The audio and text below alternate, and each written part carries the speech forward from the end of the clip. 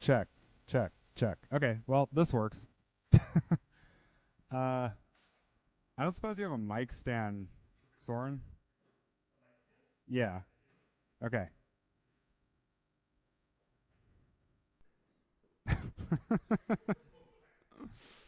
This is why you got to bring like every cable, every dongle, every auxiliary piece of instrument or equipment you have. Just yeah, trust nobody, not even yourself.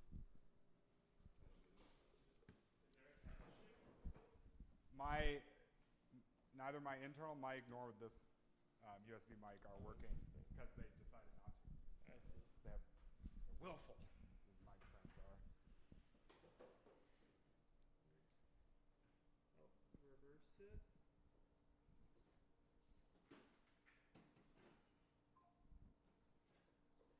Nice. Did you just throw away the other tables?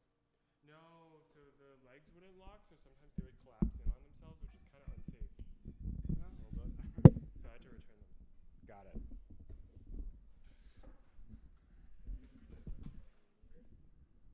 Okay. Yeah, I think this will work. Let me give myself a little bit more gain here. Okay. All right. All right. I think we're ready to start. Okay, zoom to the front. Okay, we're good to go. Okay. So, welcome everyone to EDM 101 session number 5.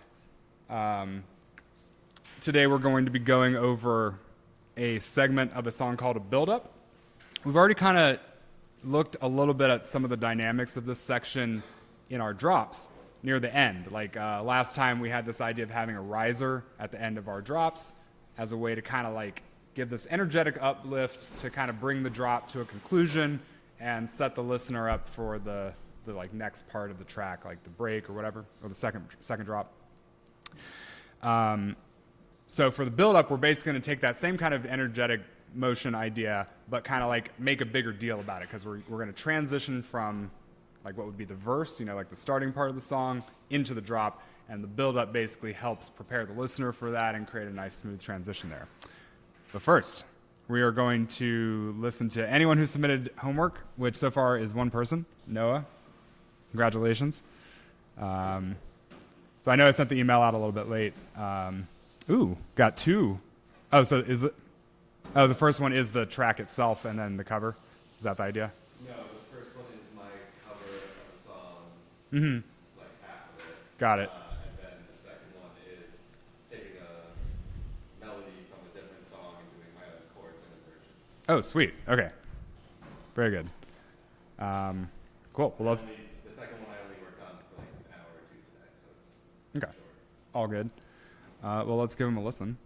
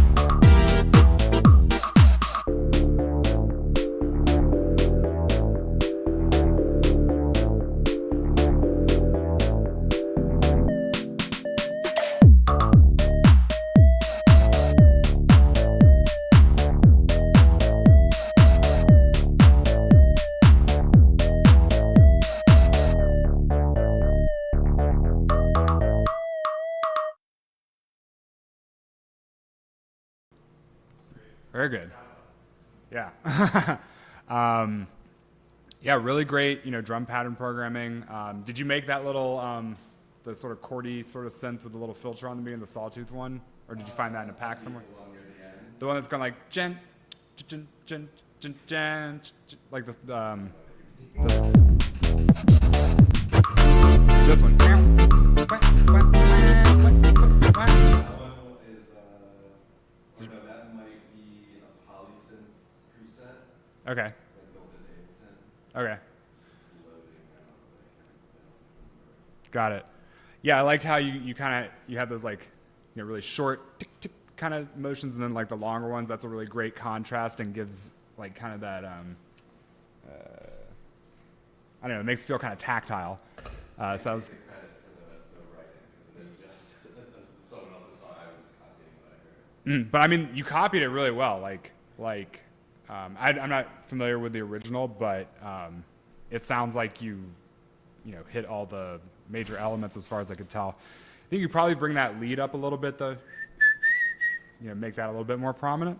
But I liked your It's a little muddy to me on these speakers. on these speakers. Well, I mean, not saying these aren't great, but just like Mm-hmm. it sounded like clearer to me here. I think just a mixing, mixing to me is, I'm like, I don't know what should be louder, Like, Yeah, yeah. The trick to mixing is to have a few good reference tracks. So then, because it's really hard for us to hear how loud things are in an absolute sense. But if you're comparing like, oh, the sound of my kick drum is really a lot louder than the reference track, so I need to bring my kick drum down. And would that type of reference track just be like a sound you're trying to go for something similar to, or like? Yeah, like a track that's in the same genre or has the same kind of energy you want. For this one, you could literally use the track you're trying to cover. Because like I love the kick drum was awesome. It was big and booming.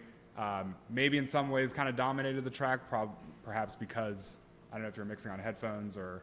I was thinking both on the headphones and speakers. You have some speakers? Okay. Yeah, oftentimes I'll end up like my hi-hats will be too loud until I listen to them against a reference track, and I'll be like, oh wait, I can actually bring them down, because for those kind of like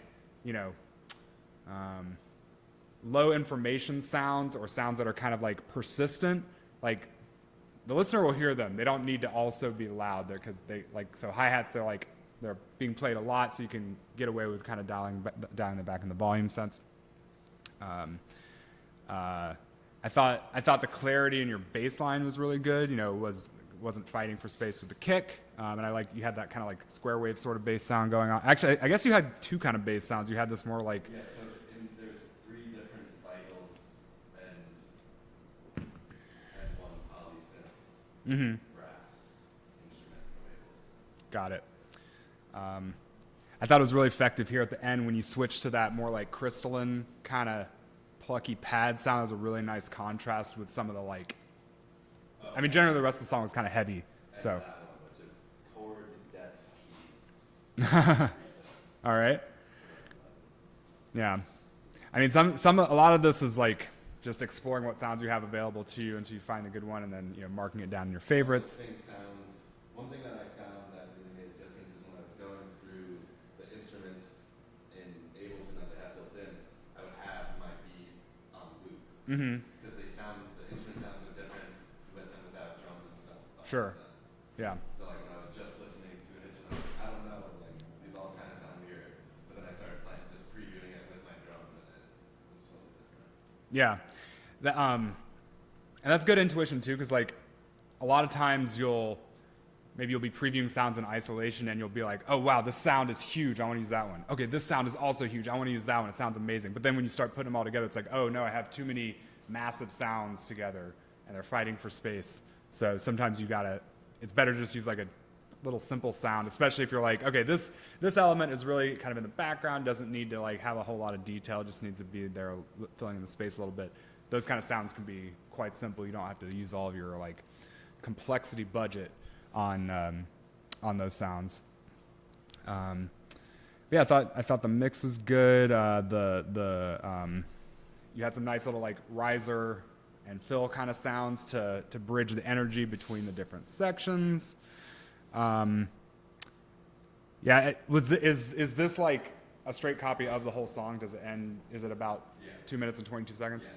Oh, interesting. Okay. A straight copy, just without vocals and like some ad-lib stuff. Okay. Also, the sounds are totally different. Yeah. The actual song sounds completely different because the instruments are totally different. I tried to get some match better than others, Sure. but some of the drums sound totally different. You know, Mhm. I was just like, all right, well, I'm going with what I have, and we'll see what comes out.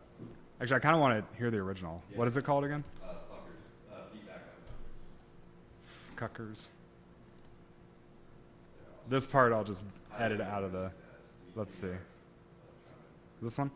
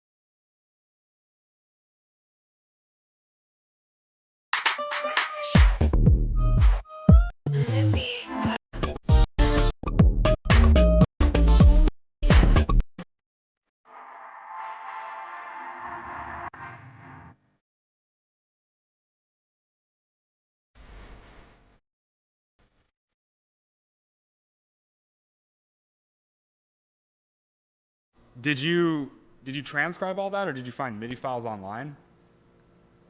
No, just Nice. here. Yeah. That's good. Yeah, no, I mean, I don't think there is anything fine for them. I was able to find the tempo. Yeah. You're not gonna, generally speaking, find MIDI files or sheet music or anything for most tracks. So that's when it does come in handy to like just listen with your ear, try to match the notes as best you can. All the notes are made, but sometimes I was like, oh yeah, that works, and then I would.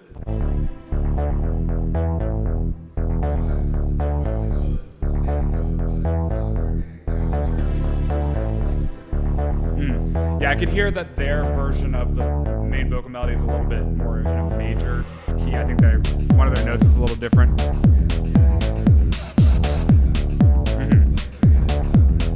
Yeah. But yeah, I'd say really good job like getting the assignment and covering their song effectively. So nice work. Did anyone else Did anyone else get a chance to work on anything? No big deal if not. Basically, the homework tonight will be for this week. We'll be building on our tracks and like adding a build up to them. So still plenty of opportunity next week to play your tracks on the big speakers. Okay. Cool. Well, with that, why don't we get into the main lesson for today? So like I said, we're going to talk about build-ups. And actually, even before we get into that, I want to play an example of one of my own tracks, which will not get a copyright strike. It uses a love step kind of genre for the first drop, and I also want y'all to listen to like the build-up. So I'm only going to play the first like half of the track. But just so you start to hear what I'm talking about when I talk about the build-up, and also because I'm gonna use the Lady Gaga example from last week as a starting point for this week. So let's see. This is my song. I think it's on YouTube. Yeah, Blink-182 has a song called "Won't." Our own Lady Gaga thing. Should we work with that to build off for the class? Yeah, I sent out the project file. The downside is y'all might not be able to open it unless you have Ableton Studio. It's also not necessary that you because we're just going to be talking about the build up today, so we can just build that in isolation. But yeah, so this song I'm going to play like the intro, the first verse, the build up, and then the drop, and then this will just kind of orient us for what we're going to go deeper into today. So this is my track, What Went Wrong.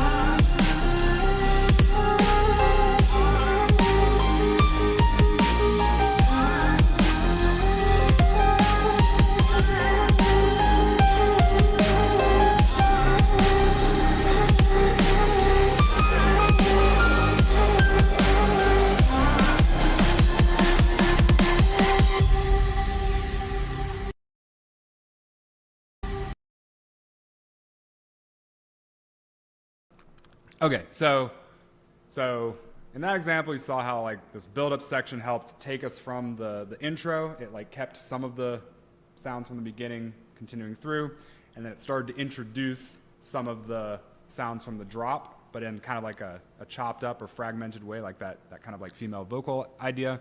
And then combined with this like, we had both sort of this downer sort of motion combined with a rising motion to create this sense of like energetic progress. And then when the drop came in, it like carried over some of the elements from the build-up, and then further started to really develop those ideas that were hinted at or teased in the drop. So that's kind of how that's what we're going to do for our build-up here. So let's start with maybe one of the most obvious elements that you heard in this build-up, which was that like a snare roll idea. So we like had this kind of marching snare that kind of got faster and faster throughout the build-up, and had this filter on it that kind of opened up over time to give it this sense of like coming towards us. So usually in EDM, your build-ups are going to be 8 measures long. That's like a good amount of time. In some genres like trance, you might have much longer build-ups.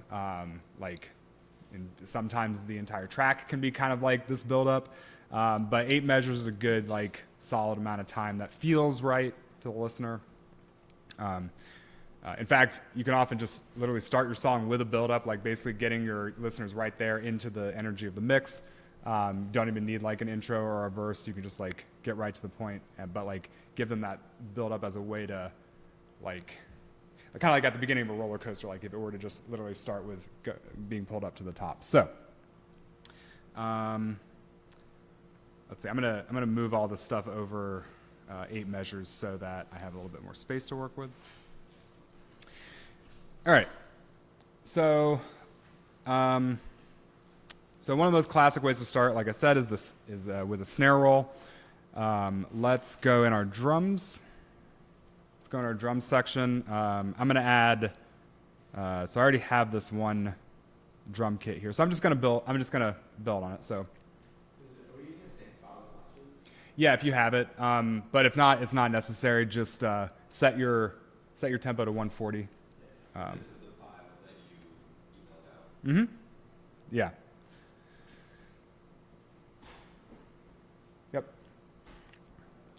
So our build up here is going to last from let's see, so 17 through 25. And let's pick a nice snare sample. You know, it doesn't have to be as massive of a snare as the one we're using for a drop. You could use the same one in the drop. Sometimes it's nice to use different ones just to give a little bit of a contrast to the listener's ear. But I'll pick a nice snare sample here. Let's see what we got.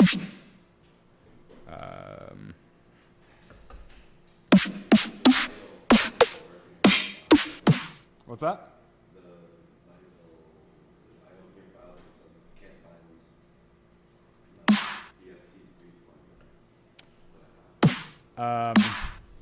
You might need to, okay, if it can't find the VST3 plugin for Vital, you might need to tell it.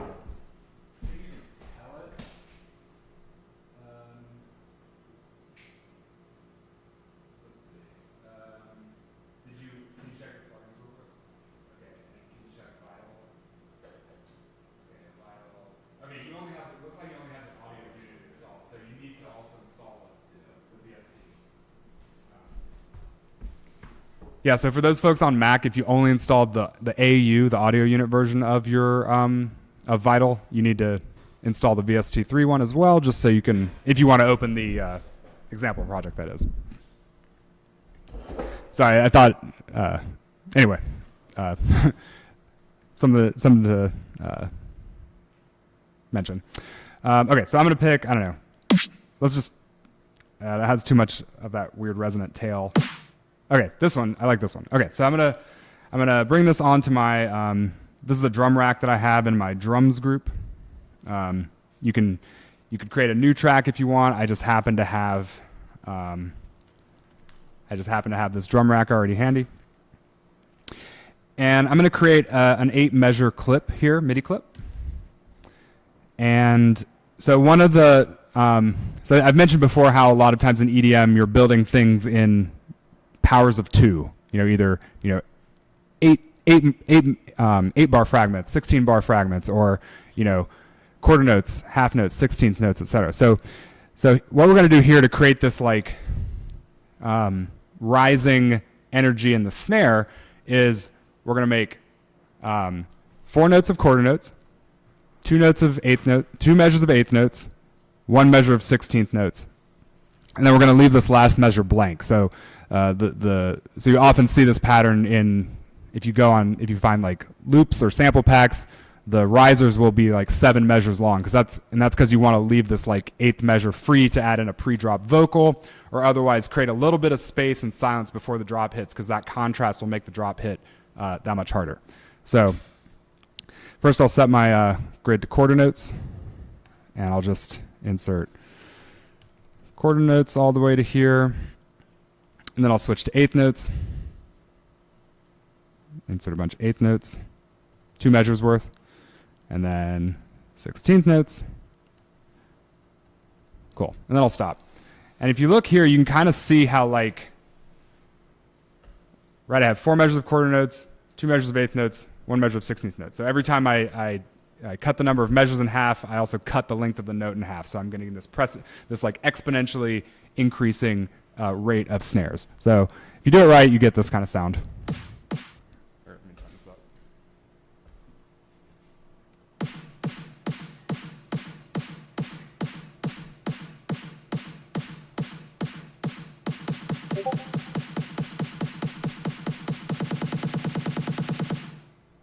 All right.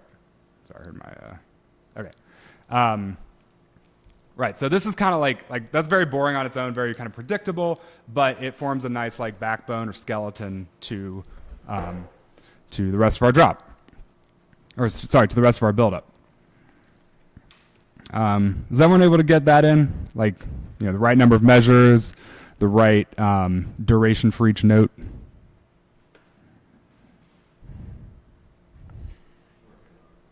Okay.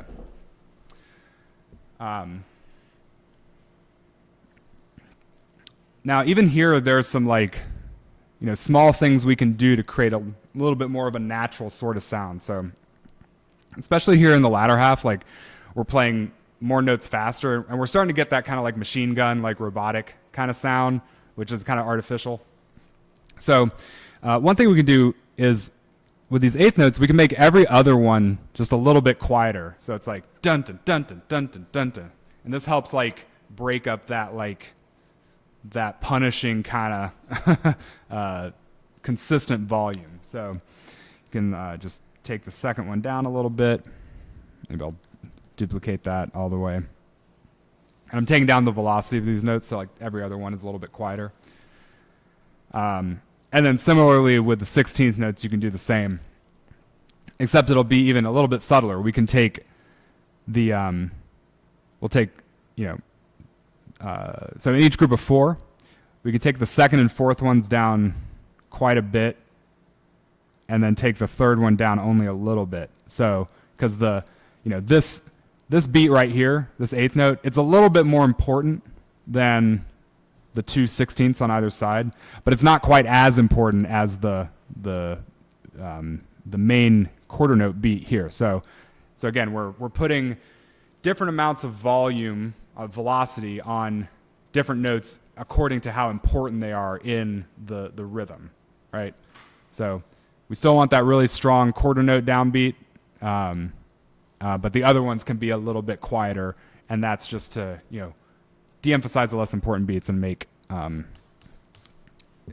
rhythm feel a bit more organic. So if you did that right, you get it'll sound like this.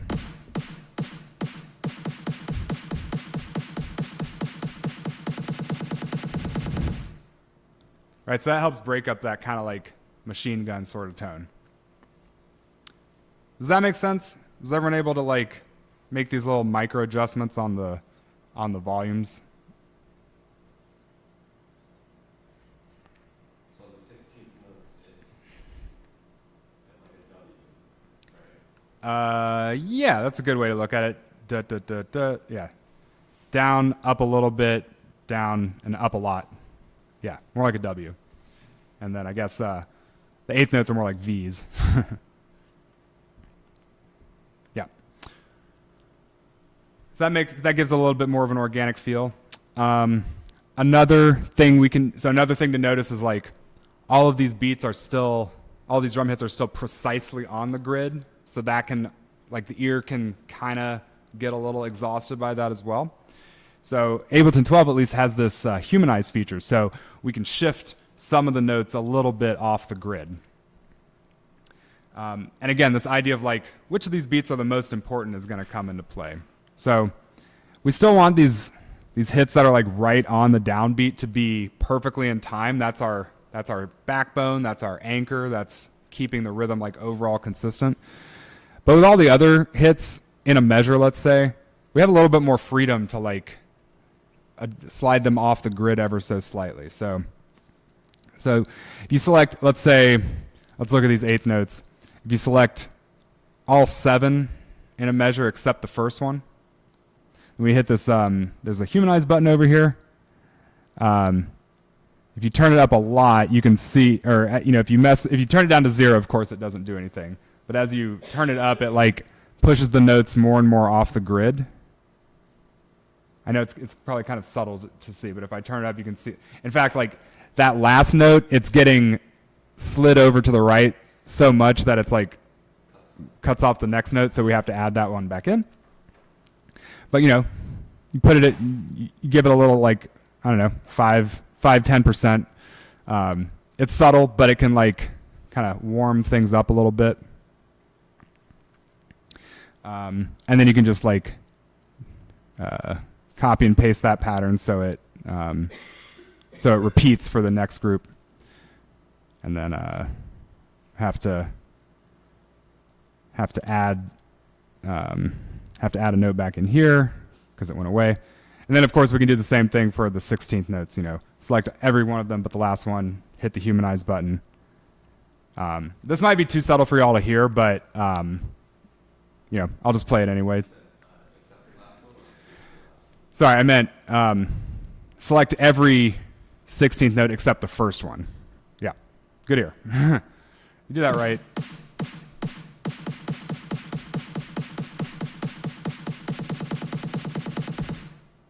Yeah, again, very subtle. You might not even be able to hear it, but this is a good technique you can apply to hi-hats as well, right? Like, you know, to make your hi-hats feel a little bit more organic, because no human is able to hit things with like absolute precision. So just some, you know, subtle trick that you can use.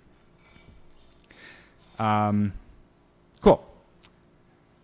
So now we've got a good start. So, so this is kind of like the classic pattern you might get for a snare roll. A more modern sound is they get straight to 16th notes right away. You hear this often in like tech house kind of genres. I think it's just kind of like getting to the point. Like, you know, when we have 4 measures of quarter note snares, it's like, okay, I know where this is going, and it can start to feel like predictable.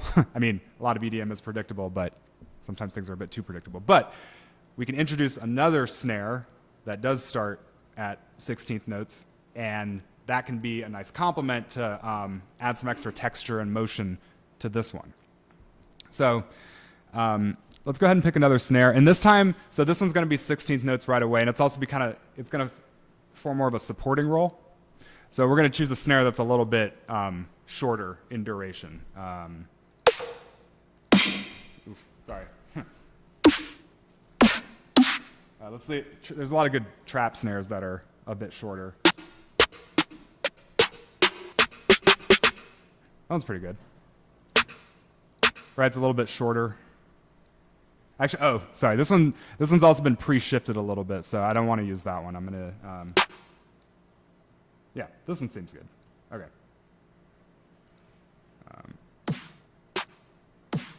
So this first one has a really powerful transient, and this one's a little bit kind of tamer. Turn it back up. And so for this one, we're just going to go straight 16ths for all 7 measures. So 16th note grid. Actually, let's go ahead and do our we can do our move the volumes up and down in kind of the same way, so we get that like da da da da da da da da da da da, the W kind of motion, like you said. Maybe duplicate that here. And then I'll also do the same humanize trick. So select all 15, except for the first one here.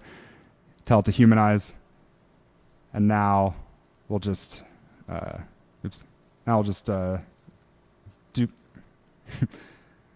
duplicate this. Cool. And you know, I know I've talked a lot about like, you know, don't layer sounds together that kind of fight for the same space. In this case, I'd say it's okay because these drums are both sort of performing the same role. We can, you know, they're kind of like fused into one instrument. The main snare has a more powerful transient, and the backup snare is a little bit more diffuse, so they still complement each other. But you know, when they're played together, they'll still sound good. So if you add that layer, and you get this kind of sound. In fact,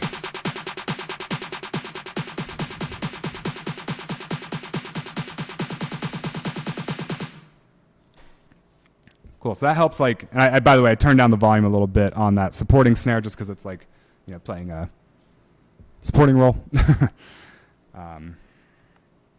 Cool. So is everyone able to add that second layer in there? Yeah, for the second layer, you deleted a few notes. Is that like at the start of the 16th? I didn't delete any notes. I put that humanizer on.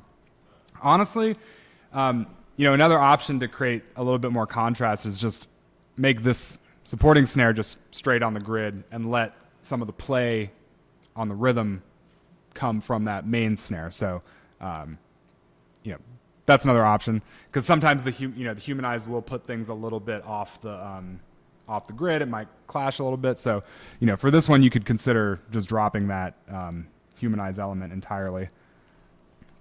In fact, maybe I'll do that. Volumes. Okay. Hey, what's going on here? Sorry. Let me draw this in correctly. Okay.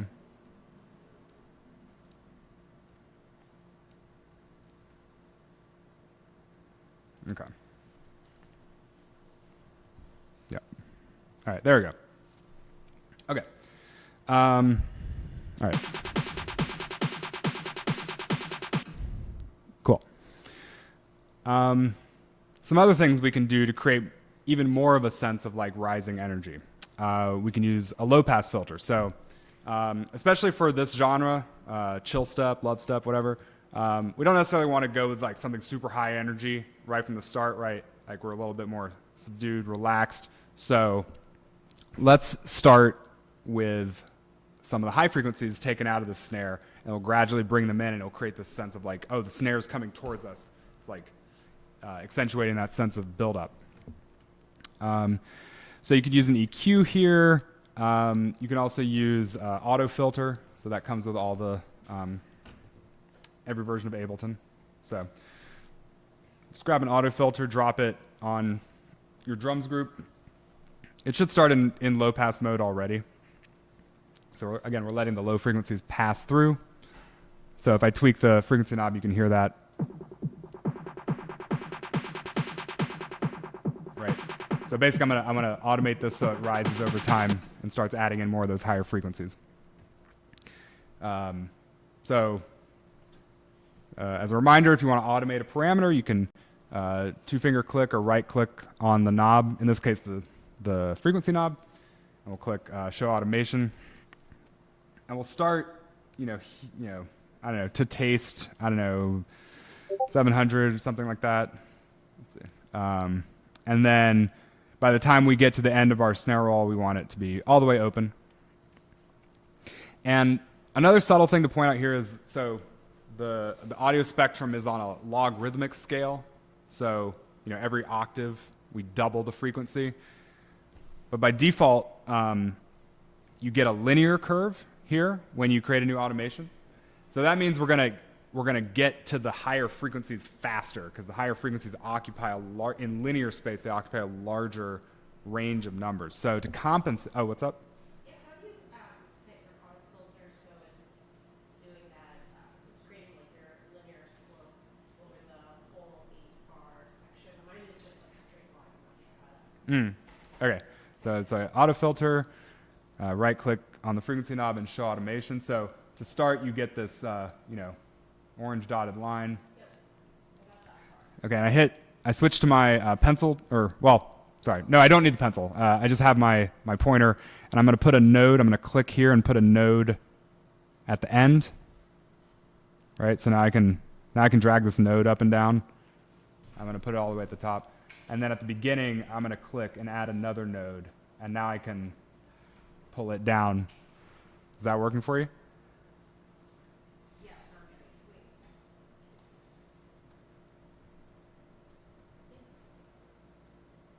getting it. Wait. Let me look. I didn't know that the dotted line was so. All right, so one thing we gotta do is let's grayed out right now, so we need to re-enable automation. So if you draw an automation curve on a parameter, but then you go in and like twiddle the knob directly, it'll disable automation. You have to re-enable it because it's letting you just manipulate the parameter directly. So just like I should have you got some here, and then you start coming in here and tweaking this. Yeah. You see it grayed out again. Uh-huh. That's because Ableton's like, I guess you don't want the automation anymore. You want to control the parameter. Oh. Yeah. So then you got to come back here and Interesting. enable automation. Okay. So go ahead and draw your linear curve there.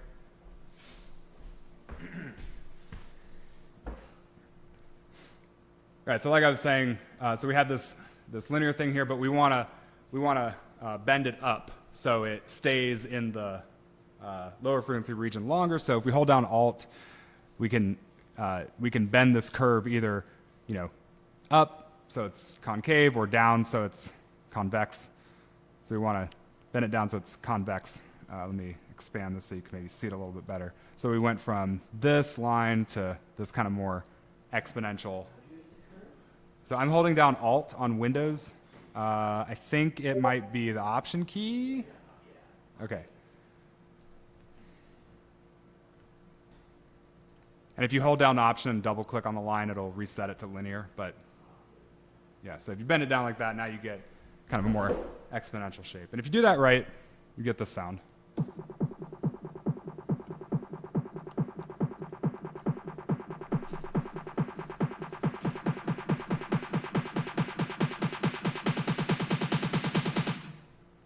Cool. And that just, gives us a little bit more lift. And if we really want to drive that point home, we can add some volume automation. So if you want to put a utility on your drum track,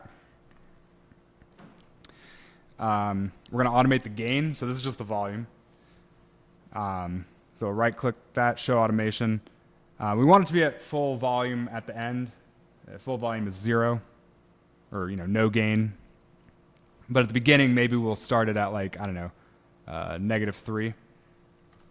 So if you right click or two finger click on the node, you can edit its value and call it -3. So now not only is the snare roll getting louder, or not only is it getting more and more high frequency energy as time progresses, it's also getting louder. So it's like 2 parameters are leading to it having this energetic curve upwards. Yeah, so I put a utility on my drum track after the filter, and then I right-clicked on gain to set up the automation there. And then here at the end of the roll, I set it to 0.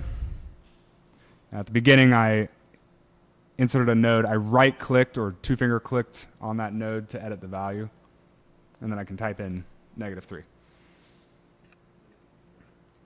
-3, and on the decibel scale, 3 decibels corresponds to about 2x, or half of the loudness. If you go down 3 dB, it's like half of the perceived loudness.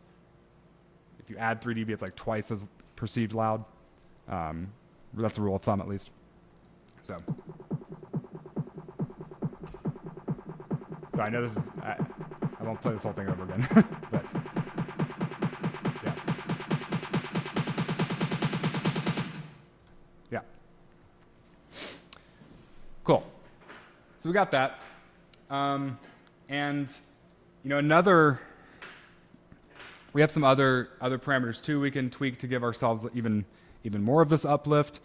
So, except I remember last time someone was having trouble getting the pitch bend to work on their Ableton. I forget who. Maybe no one in this room. Okay, great. So if you go into so you can't really do this on an actual drum. Though I have seen drummers like lean on the drum head and hit it, and that tightens it, and it does actually make the pitch go louder. And I think on timpanis you can do this too. Some drums you can like adjust the tightness of the snare while playing, but in the electronic realm we can break all sorts of physical rules. So one thing we can do is we can automate the pitch of the snare roll going up as we're doing this. So this creates even more lift. So if you click on your MIDI clip and you go into the envelope section, you should down here be able to select MIDI control. It's in this bottom left corner of the in the piano roll. You select MIDI control, and pitch bend should be the default. But we can also draw an automation curve here on this blue line. So we're gonna make the pitch go up over time. So put a node here at the beginning, put a node here at the end, bring it all the way up. And one annoying thing about Ableton is that it kind of remembers where the pitch wheel was. So it's gonna like stay up here at the top if we don't tell it to go back to neutral at the end. So you also need to come in here and add another node and bring that down. You can right click and set it to 0 and move it over. So it basically shoots right back down, and the listener won't hear this. It'll just like, we're resetting to 0. I mean, heck, you could even put it over here if you want. It won't matter. But so if you get that pitch wheel, or if you get that, sorry, I keep calling it wheel because on an actual synth you'd have like a literal wheel, but the pitch bend, if you set this up right, now you'll hear this kind of like pitch uplift as well. What's the distance? Right. So by default, on simpler or the drum rack, it's 5 semitones. So it's going to go up 5 half steps. If you go into the if you have like a drum rack for this, or you're using simpler, if you go into the control setting, you can see the pitch bend range. So I mean, you can push it all the way up to 24. That's way too much for what we want here. So I mean, +5 is probably okay. You don't see it? Mine is blank. Yeah, mine's blank too. Yours is blank.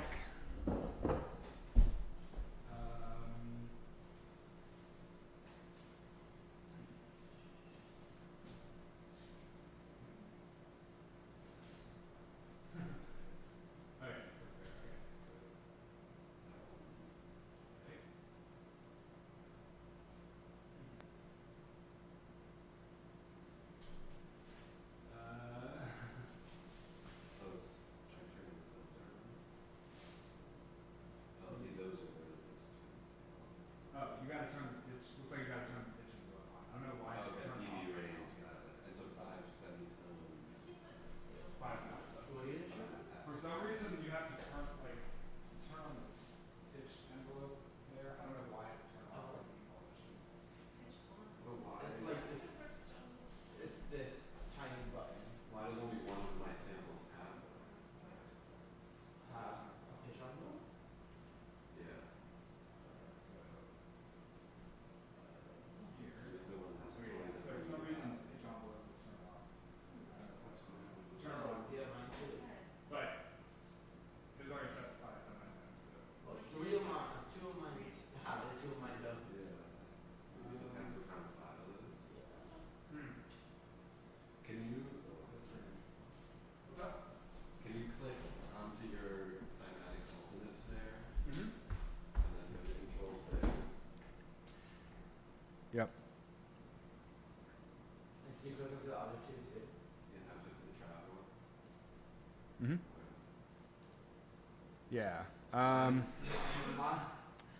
2 of mine have that UI, 2 of them have the UI. Right. Same. And I'm using the 2 same snares as you are. Mm-hmm.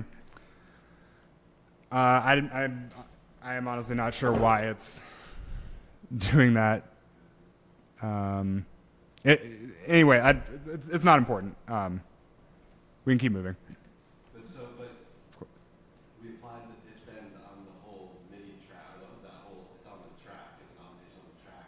Yeah, that's right. So, So it's going to make both of these kind of go up in pitch. but the pitch bend is set per sample. Right. So I'm going to add in another layer. I'm going to add in a kick here in a second, and I'm going to set it to 0. And that way, Pitch bend, and so then right, and that way the kick will just stay, because I don't want the kick going up in pitch, because I want it to just be like kind of rock solid.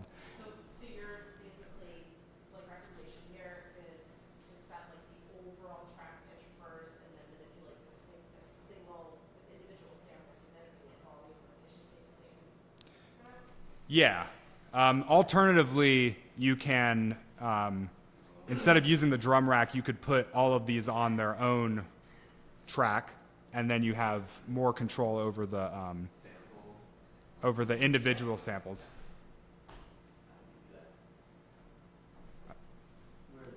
Sorry, what's the?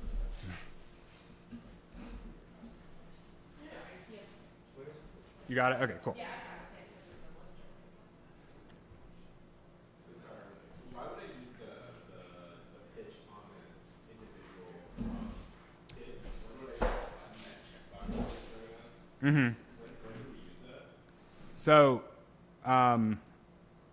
for some reason, it wasn't showing up on their drum, on their simpler. the sample has to be in one-shot mode, and then you have just UI.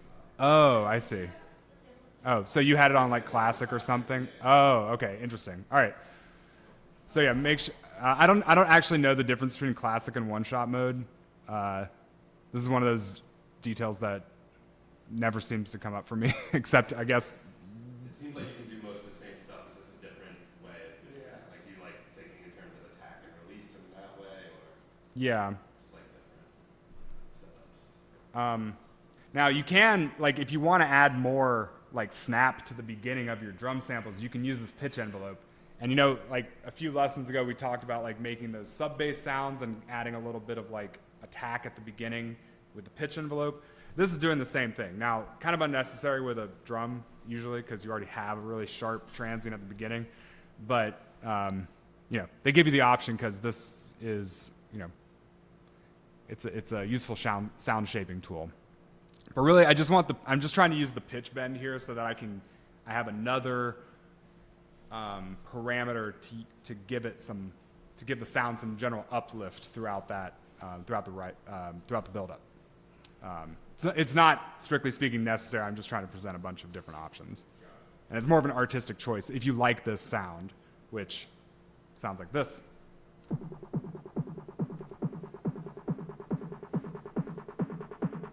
can hear it going up now.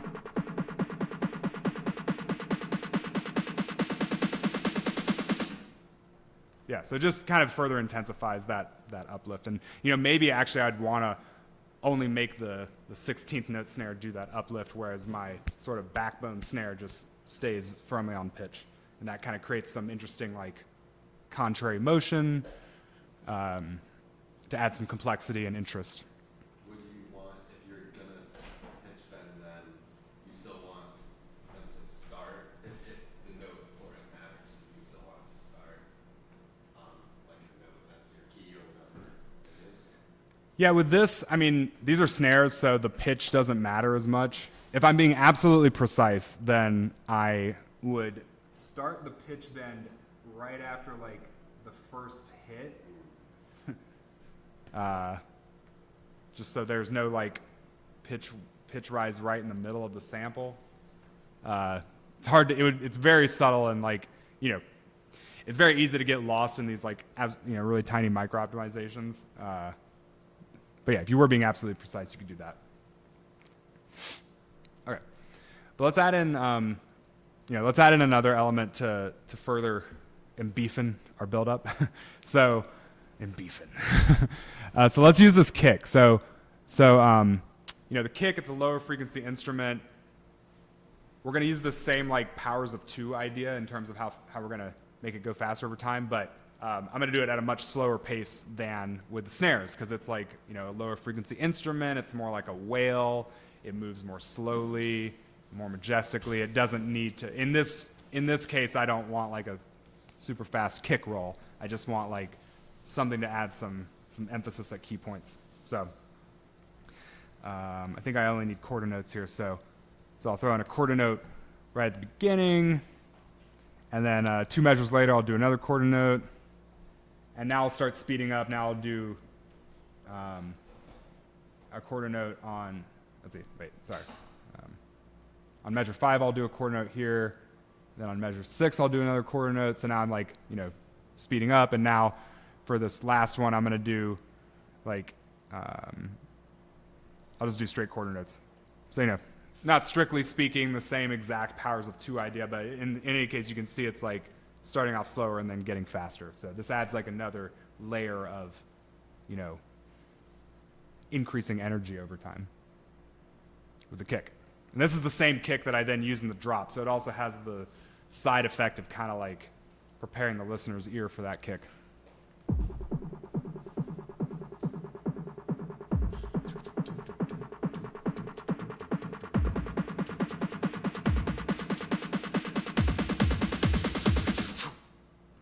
Right, see how that extra, like, and you might not want that extra majestic, thunderous kick layer in there necessarily, depending on the genre, but I like it. I'm trying to show you all the tools. Okay. Cool. So let's now look a little closer at this. Was everyone able to add in the kick layer? If you want, just pick some kick from your library. If you don't have this sample project loaded already, just pick some kick and throw it in there.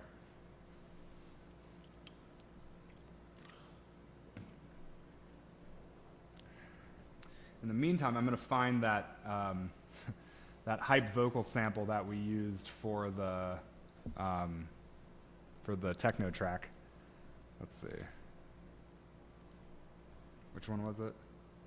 I think it was at 128.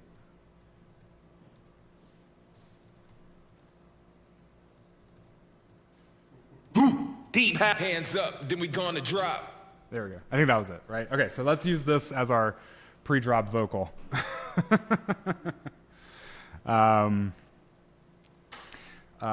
Let's say this is a foreground element, you know. It's a main idea. So I'm going to drag that in. I'm going to drag that in here, so it's, you know, right before the drop in this last measure before the drop hits.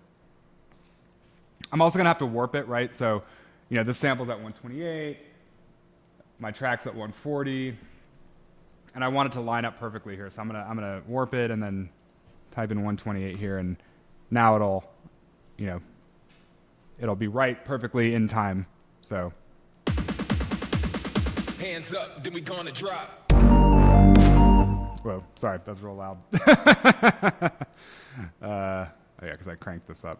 Okay, but anyway, you know, so that's right there. So we could stop there. So what did you do? What did you do on the? Oh, you just warped it. That's all you did. Yeah, so it's at 128, but I need it to be at 140. So hence the warp. So you set the BPM to 140. No, I set, so this BPM here in the warp dialog, that's the BPM of the sample. That tells Ableton, hey, this sample was originally at 128. When you apply your, I'm sorry. So you leave that. You want it at the rate of the original. yeah, like when I drag it in here, Ableton doesn't know that it's at 128, but Cymatics helpfully put 128 in the file title, so we don't have to figure it out. So Yeah, mine is. really? Maybe this is maybe just set to default. Wait, when you drag it in, it's set to 128? Yeah, it was already pressed and it set to 128. I think we had this a few weeks ago too. When we were doing work, we noticed that. It could just be a default settings thing. Yeah, that's true. In the settings, there is a warp on. You can warp them automatically. So maybe it does check to see what the tempo is. Maybe you might have that setting turned on. So awesome, time saver. So you know, we could say, you know, hands up, then we got to drop. But it could also be nice to kind of foreshadow that a little bit. So you having trouble? No, I do this all the time when I accidentally double click a sample and it replaces one of my drums, and then I listen to the things and it's, oh, I all of a sudden have a booty call vocal sample instead of my That's a weird sound. LOL.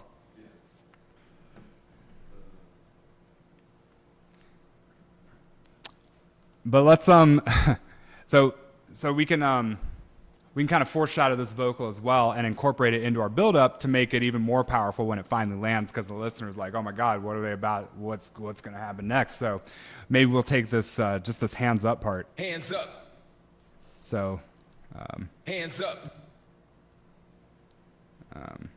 we'll just select to about here, I think. So we'll put it hands up, and then hands up, hands up, hands up, then we hands up, then we hands up, and then we so I'm going to do the same idea of like gradually speeding up the vocal chop, but I'm not going to play the whole sample until the very end, right before the drop. So it'll be like, you know, I'm holding back a little bit in reserve until the very end. So here I took that first part, right? Hands up, hands up, hands up. Right, that makes sense. So I zoomed in here and I cut the first part up to about here. So I could have stopped, you know, here, but I want the end. I wanted to say hands up, so I just want it up to there. So hands up, hands up, Hands hands up. up, Hands up, then we hands up, then we hands up. right? And now I'm going to start. So that gets me halfway. And by the way, I'm going to add some filtering on this too as well, so it creates some more mystery. So you just did like every floor measure basically for the initial.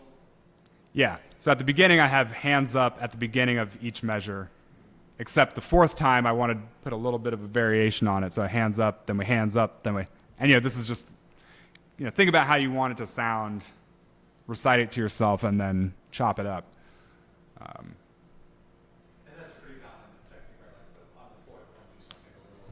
Yeah, three repetitions, and then fourth one is a variation.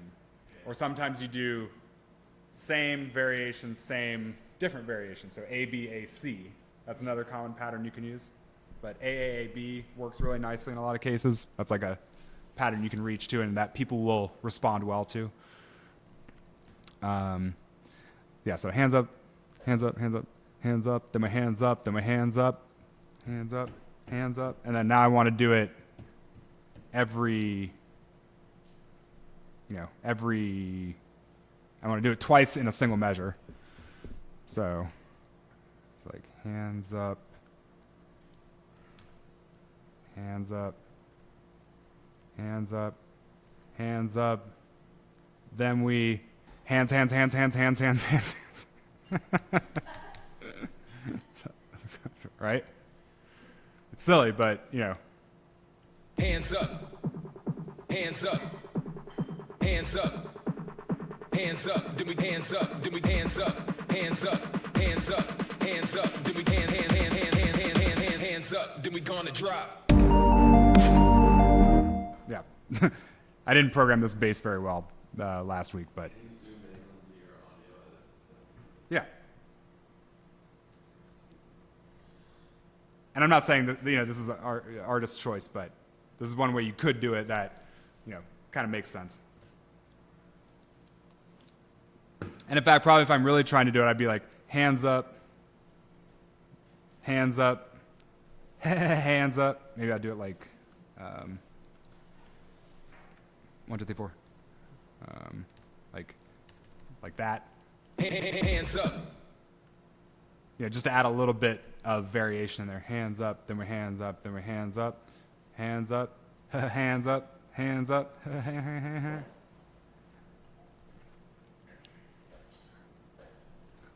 Hands up, he he, he he.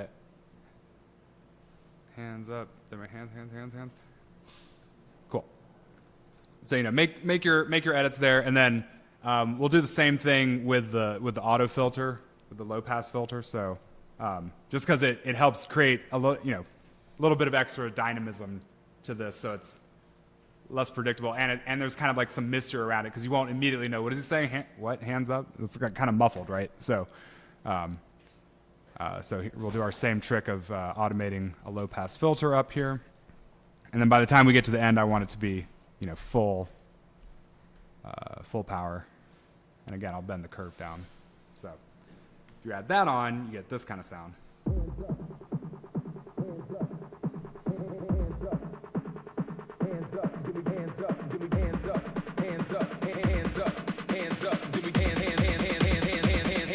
Then we gonna drop. Yeah.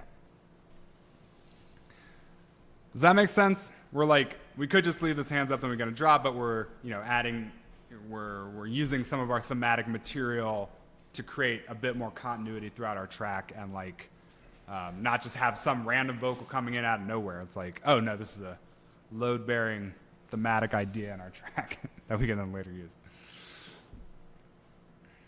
Okay. So I mentioned, here we're kind of like teasing or foreshadowing this vocal chop idea. Oh yeah, what's up? You put the auto filter. Yeah, so same thing I did on the drums here with the filter. I just also put a filter on the vocal itself. And you may want, vocals occupy kind of honestly, they're kind of a similar frequency range as snares.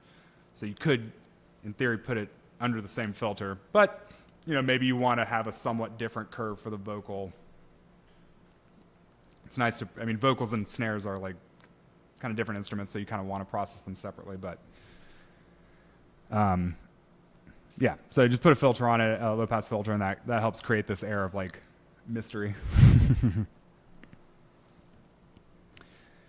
So we create some foreshadowing there, but there's another, the main thing we really want to foreshadow here is our melody that's in the drop. So, you know, this, you know, can we my, we want to, one thing you'll hear a lot in EDM is you hear a little bit of snippet of the upcoming vocal melody or lead that's going to happen in the drop. You hear a little fragment of it repeated a few times in the build-up, and that helps get the listener like ready for it.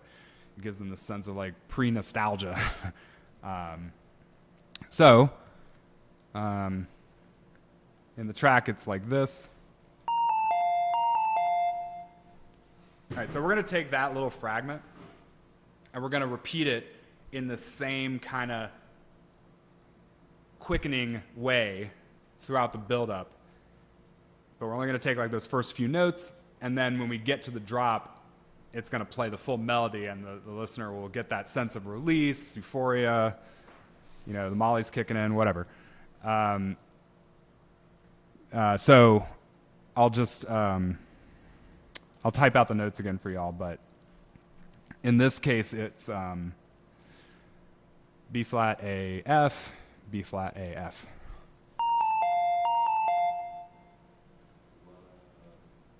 And it starts, let's see, these are all eighth notes, so.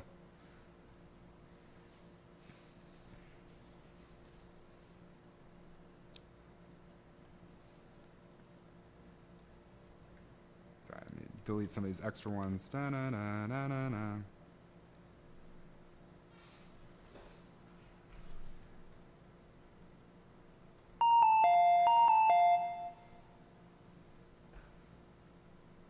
And in fact, maybe I want it to end more sharply for this foreshadowing idea, so that it like has even a little bit more room to grow when the drop hits. I don't know, I might have to adjust this to taste, but.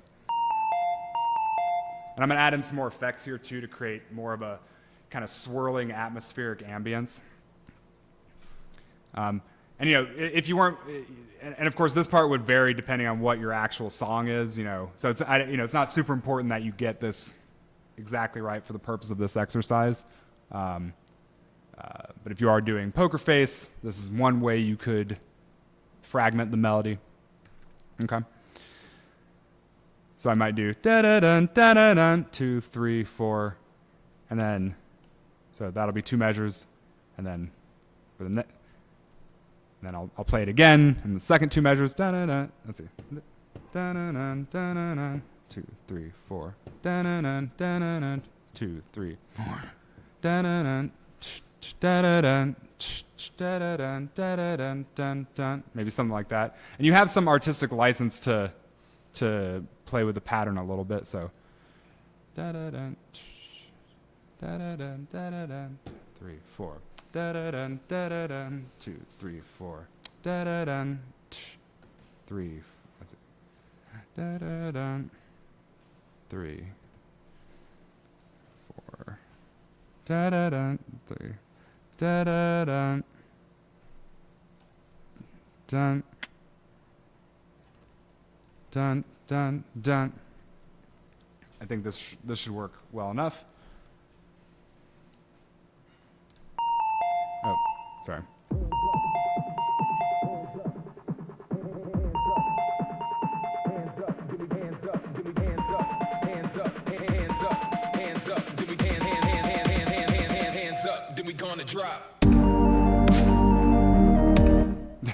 My levels are way messed up here, but hopefully you see the point that we're teasing this melody that's about to come in for the drop, and we can further augment it with some delay and reverb. So what we want to do is when the drop hits, the lead is usually very upfront and in our face and like, you know, the main thing we're focusing on. But during the build-up, when we're teasing it, we want it to be more kind of like like in the background, in the distance, hazy. What is that thing far away coming towards us? For that, our main tool is going to be reverb. So what we're going to do is we're going to take a reverb effect, and we're going to put it after our vital. And I think I mentioned before that effects generally have this concept of dry and wet. So if a effect is 100% wet, it means that all you're hearing is the affected signal, right? There's no input signal to it. It would be purely like the reverb effect. If it's 100%, if it's 0% wet, 100% dry, that means it's just the input signal coming through. There's no effect on it. So what we want to do here is we want to start it at like very wet, so it's mostly reverberating and like off in the distance, and we gradually make it drier and drier. And that gives us the sensation that it's like coming into focus and coming into the forefront of our attention, so that when the drop hits, it's like, oh yeah, there it is. So we'll start with our reverb at like 100% wet, and right click, show automation, and we're just gonna bring it. We're gonna bring it down over time. Maybe by the time the drop hit. Well, so usually you want pretty much all your sounds to cut out for the create a really clear pocket here for that last measure. Some genres you have more of the sense of cresting over rather than like a hard sort of cut over drop. I personally don't like those tracks very much, and there was this time I went to Marquee where the DJ kept playing tracks like this, and it was really frustrating because it just felt like there was no real release. But anyway, I'm not bitter. Anyway, that's why I'm kind of curtailing the reverb here. I don't know. When I was doing the automation before, it was fine. But when we get now, it just brings it a little. It doesn't go on down the line. It makes it a little. Do you have the pencil tool activated instead of the pointer tool? Yeah, so hit B. Oh, the pencil point. Oh, I see. Yeah, the pencil, when in automation mode, the pencil lets you draw like Yeah. Okay. steps of curves.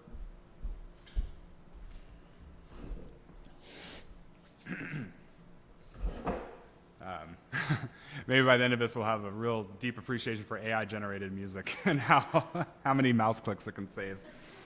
I saw this interview with Diplo recently where he was like extolling the virtues of AI-generated music. So makes you wonder where the industry's going. He's quite bullish on it. So of course he's also an established name, so he has a lot to gain from a tool that. Yeah. Is Diplo an investor in Udio? What does that AI tell us? Maybe not. Okay. I think I heard he is invested in, I don't know about Udio, but Something called Station. Okay, not missed in the investor list for Udio. Okay.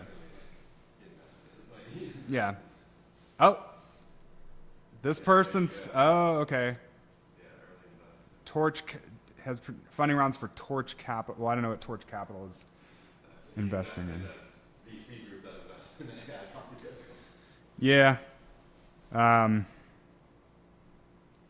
In any case. That's a very exciting book. Either use AI or give up. Yeah. But there's different ways to use AI. Like there's been artists that use AI in their music for decades. That like it's all about how you use it. Yeah, like we're technically using AI. It's just we're using a very manual version of it. Mm-hmm. This is more automated. Yeah. Give up or become an Uber driver. Wow.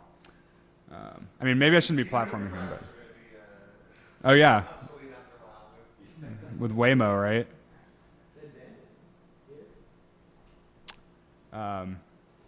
Not to turn this into a forum on AI music, but I did think it was kind of a. But when in that interview, he was also talking about like all his years spent crate digging and reading the liner notes and records kind of prepared him for this AI revolution, because now he can like write really good prompts. So I still think having like a detailed understanding of like what goes into the music is helpful, even if you then go on to use AI to generate most of it. We'll see, but. In class, can you give us a little whatever on like the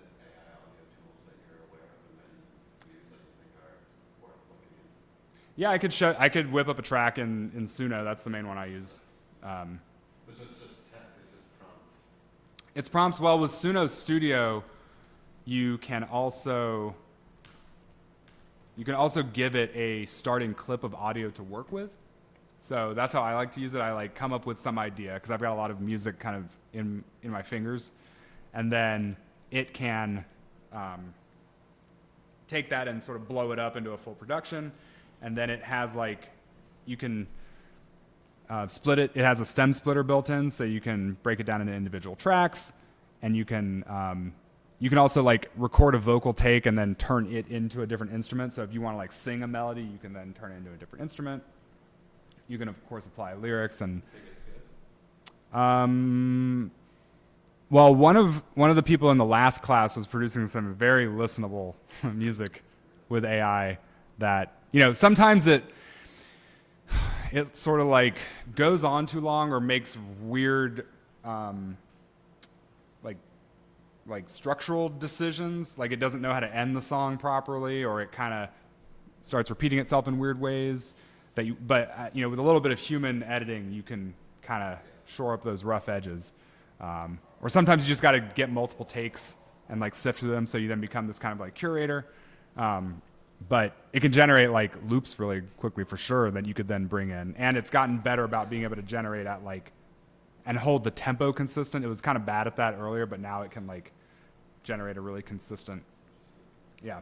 So it's fun too. It's fun to be able to like, you know, at the very least see one or two potential futures for your track, and then you could take some of those ideas back in your production. And but yeah, he's talking about like, you know, using it for vocals, which I don't know. That's what I think that the best AI music I've heard, I'm pretty sure it was just used for the vocals. Mm-hmm. I think that sounds pretty cool. Wait, how is it used for the vocals? I think it's Like the guy who made the music is this, you know, fat old white guy, and he wanted the voice to be hot chick or whatever. He does his own music production, but then he's like, oh, I have these lyrics that I wrote. Let me give the AI my song and the lyrics, and it'll sing the lyrics, and he downloads those with just the lyrics and puts it into his song. You say just lyrics, but he also is writing the melody, yeah?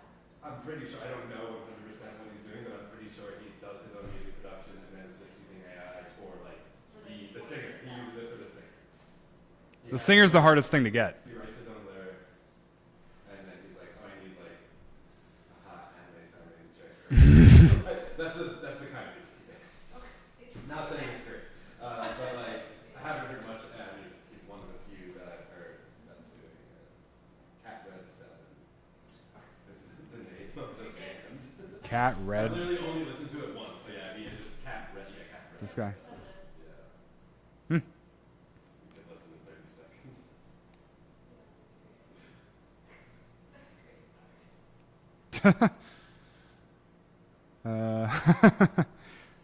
But yeah, the like, you know, previously you needed to work with a vocalist, and you know, having an actual vocalist in the creative process also can take you places you wouldn't be able to get to by yourself. But you know, if you've got a bunch of great ideas on your own and you just need the vocalist and you can't find one, then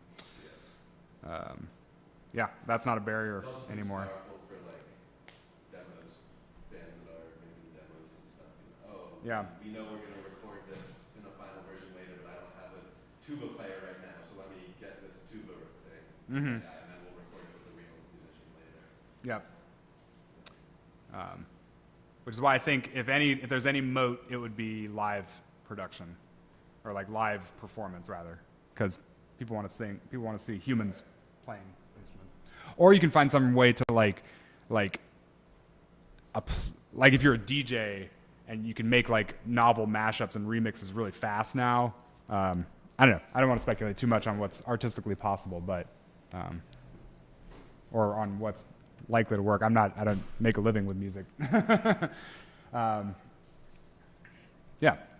Yeah, maybe we'll talk a little bit about AI music in a later session. But for now, we shall continue slogging on with manually setting up automations on our effects like they did in caveman times. So if you put your reverb on the melody that we're gonna introduce here, and we automate the wet dry so it becomes progressively drier, then we'll get the sensation. Oh, and let's turn up the decay a little bit so we get more, because we've got lots of space here where we want a nice reverb tail. So I don't know, 3 seconds, whatever. So if you do that, you get this.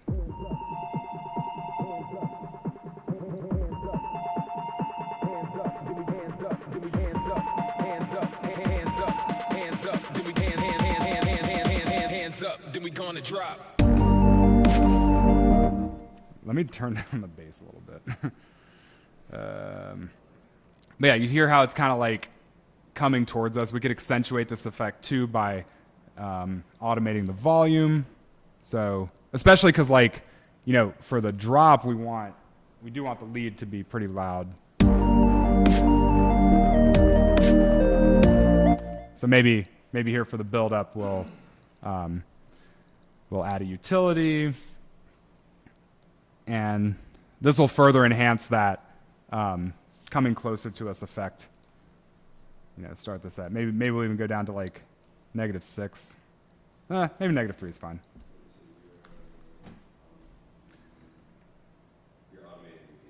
Yeah, so I put a utility on the lead, and I'm automating the gain so it gets louder over time.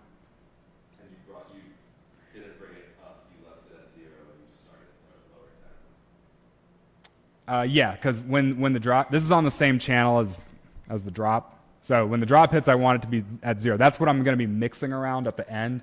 I'm going to be adjusting this master the. Oh, so you didn't do a diagonal line, you just brought it straight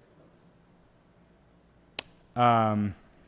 Well, let's see. I have it hitting 0 here at the beginning, and probably actually what I'd want to do is, I want to make it kind of jump.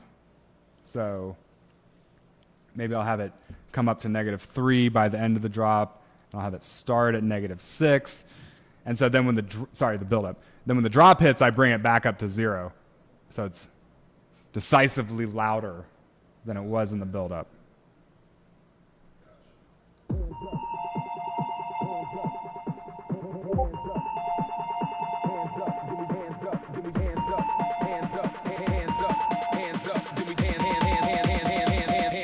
Then we gonna drop. Also, I don't have any side chaining on. I remember I didn't set that up. Did I? Let's see.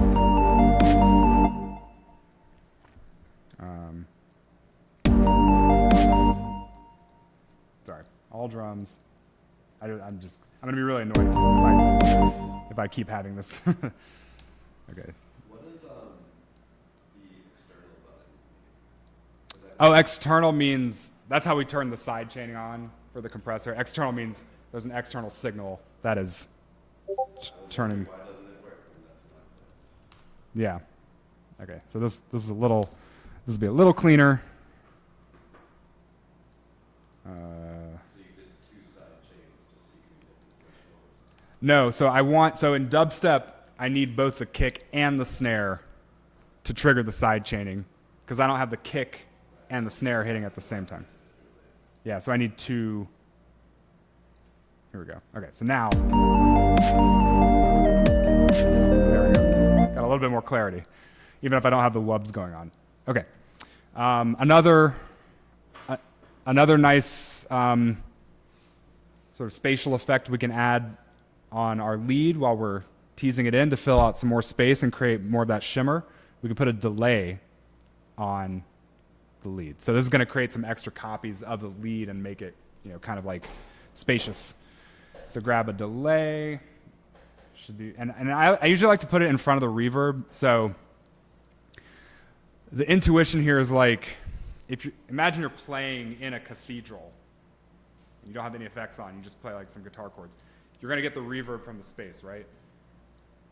There's no way to then add delay after that reverb. You can't, unless you hold up a microphone and then put a delay on that microphone input. So what you're going to want to do is take your guitar, let's say, put the delay on that, and then send that out into your actual space. And so now you have you have your delay, and then you have reverb on the delay trail. Now you can experiment with doing it the other way too, but I think this is the delay before reverb is the standard way of setting up an effects chain like this. But try both ways. All these different, this is like the default Ableton delay. You know, you have different, these numbers here are like the different note or delay durations, and they're synced to the tempo. So this is like, so 4 I think is quarter notes, 8 is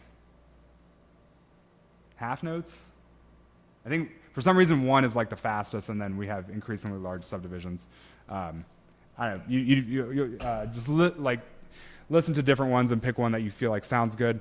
But one thing I do think is important is this filter here. So by default, it's pretty full spectrum, right? It's like the delayed signal will have all the high frequencies and low frequencies of your input.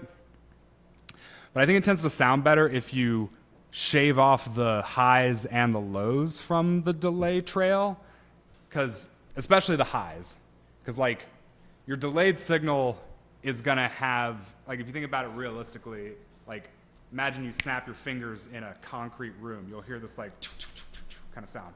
And the high frequencies will die off more quickly. They're harder to sustain. So it sounds a bit more natural if your echoes don't have as much high frequency information in them. So you can just grab this little handle here and just drag it down, and it deletes some of the high frequencies and low frequencies. So I think it tends to sound a bit more natural. And I think by default the dry wet's at 50. We can bring that down a little bit just so we have a little bit more of that input signal to start.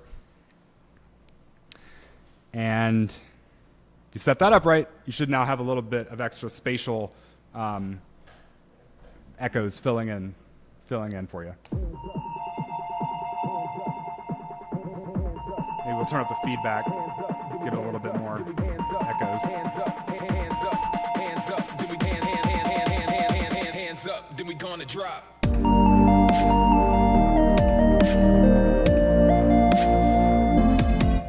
Oh, and also we'd want to like turn off the delay going into the drop just because we don't need it. It's only for the build-up.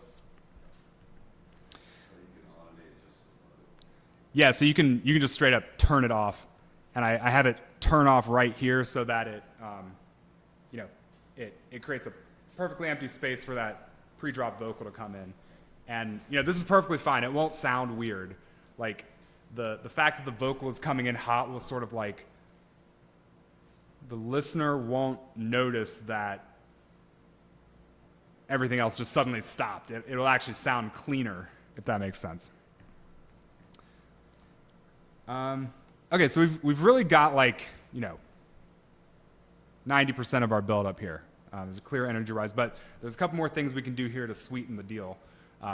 Specifically, we're going to add some downers. So oftentimes I talked a lot about this contrary motion idea where you have like some sounds doing kind of a descending motion, and you have other, and at the same time you have some sounds doing this kind of riser motion. So like it sounds really complex and evolving. So and often too at the start of your build-up, you're kind of like releasing a bit of tension from the verse.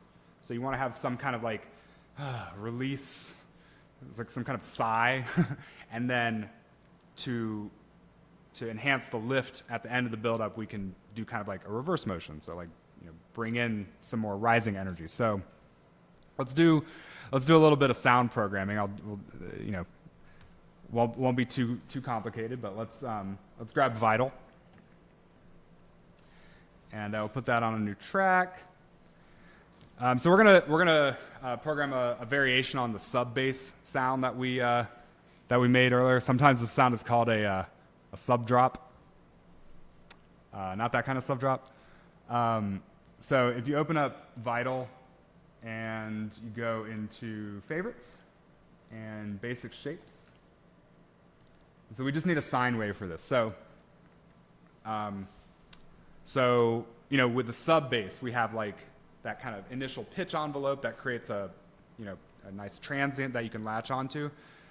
But now we're also going to combine that with a longer like downward pitch motion, and it'll create this sort of like pew sort of sound that releases a lot of tension and kind of sort of clears the space. And it's a very common, basic sound that, again, if it were on the final, if there were a final, it would be on the final. All right, so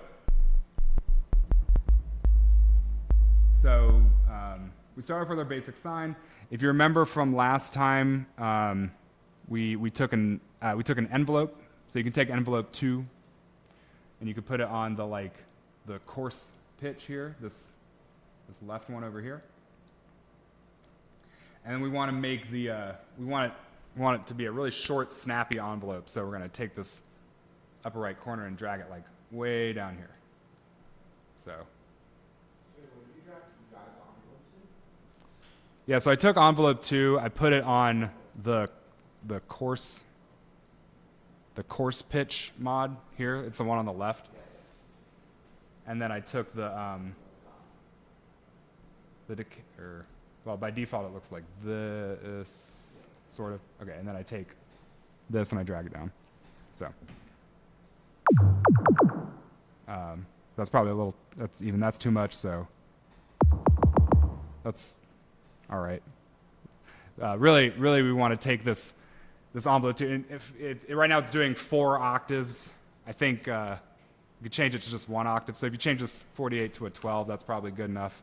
We just want a little bit of a click at the beginning. Maybe put it at 24. Just to give it a little bit of boom, boom, boom. Okay, and then the real magic is, and then the one other thing we want to do is, so we haven't looked at this yet, but this also has a bend parameter, kind of like we were looking at with the drum synth. So if we turn our bend to 12, so we're basically gonna play the note and then roll the pitch bend down an octave, and so it's gonna go boo, and it's gonna create this sense of release. And let's say we could play this out over 2 measures, let's say. So we'll create a 2-measure MIDI clip. I think if I remember correctly, our song is in G. So we can play a G1. Or maybe G0. Well, to taste. We'll start with G0. Maybe we want to put it up an octave. It depends. So we'll start with a G0. And then, again, in our envelopes, we'll go into the pitch here. And we'll go, from 0. I'm going to put a note here at the beginning, so I have 2 zeros, one at the beginning, one at the end, and then I'll drag somewhere down here in the middle and drag it over. Because remember, I want the pitch bend to reset right to the beginning at the end. So just so you saw how that worked, I put a note at the beginning, a note at the end, and then I can drag down and over, right? And now I get this. If you do that right, you get this kind of sound. In fact, I'm gonna put this up an octave just so it's a bit easier to hear. Or actually, another idea we could do, instead of using just the sine wave, we could use that sine plus, so we have a few extra harmonics there.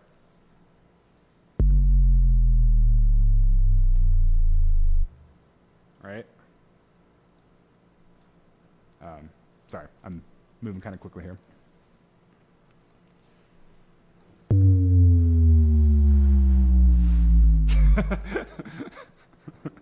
Bass test. Yeah, so on the pitch, I got this note at the beginning, note at the end. It's just linear here.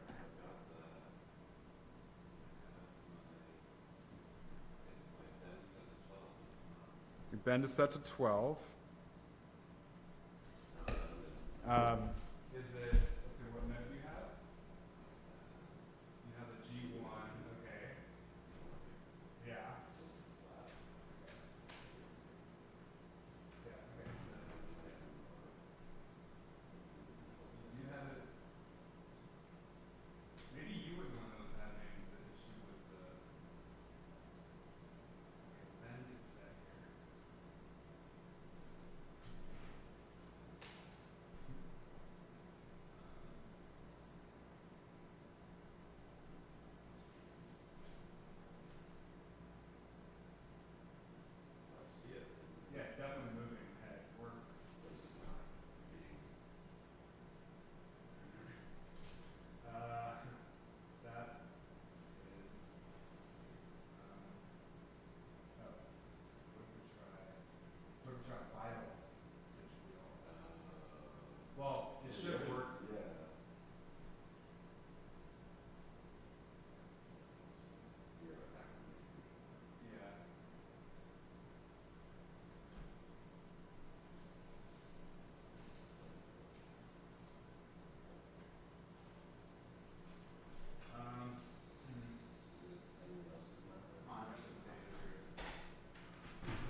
sure there's one automation isn't working. Okay, so another option is let's try the let's try something to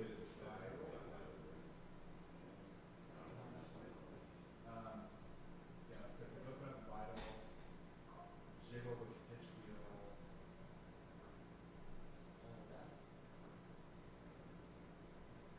So now,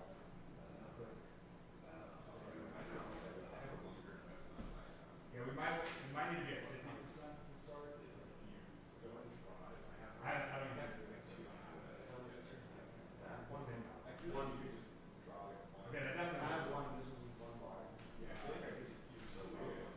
That's what I did. yeah. So this is more metrics. Maybe it might be worth looking up like I'm sure there's like a toggle. Mac Vital Pitch Ableton not working. Oh, make sure to here we go. Make sure to enable MPE mode in the plugin. So, yeah. Okay, so go into this is in the advanced settings, and underneath tuning, turn on MPE enabled. I don't know what this does, but this person on Reddit, it worked for them. So if you open up Vital and you click on the advanced tab up here, then down here in the voice section, there's this MPE enabled. I have used this to fix at least one other issue before, so it's not, this isn't totally, it's working now? Wait, can I hear what yours sounds like? Yeah. I think mine is. Yeah. Like, did you do anything in the envelope? So in Ableton, the only envelope I have is on the pitch. So I have this. Yeah, MIDI control pitch bend.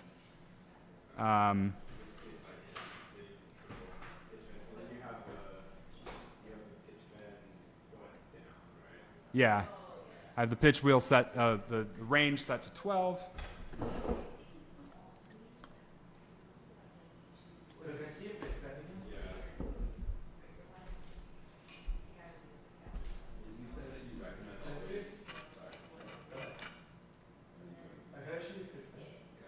Mm-hmm. Yep.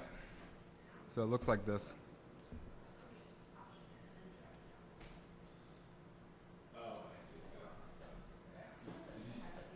When I was doing some of the songs I was making, Uh-huh. I really started noticing that my phase was at 100%, and I hated how it sounded. I always had to. So like, is that a general thing? Do you always reduce phase to 0? For bass sounds, yes. For mid-range and treble sounds, I think it's okay to have the phase reset more frequently. It's interesting how you see these lyrics and this stuff becomes so obvious. Yeah. Yeah. Well, if you think like bass sounds take more time to play out, so you'll notice much more strongly if you're starting at a different point. So you're hearing a note, but you're not hearing a note. Mm-hmm. You're hearing this. You don't even know it's a note until like here. Like okay, you're here. Like this is happening. Oh, now I know it's a note with a clear pitch because it's completed one cycle. And that just happens so quickly. Well, Even with bass.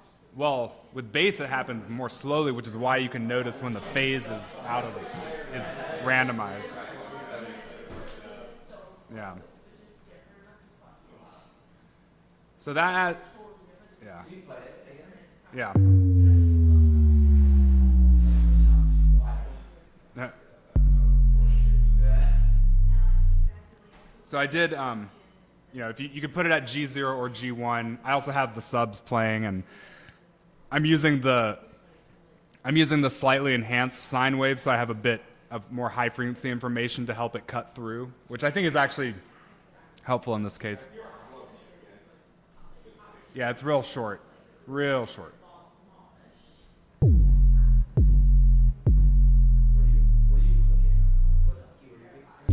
Oh, spacebar just plays your track. So I was trying to hear the transient at the beginning there.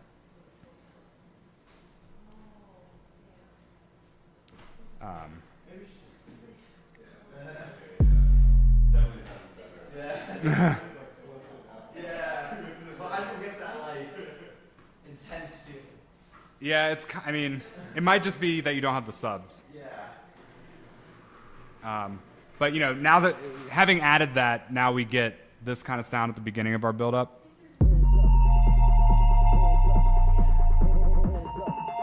And in fact, actually, I'd probably also put some volume automation here too, just so it, you know, goes down a little bit.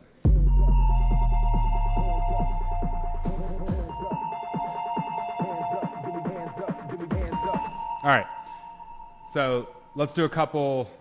We got a little bit more time to add a couple more items. So let's add some white noise sweeps, whooshes.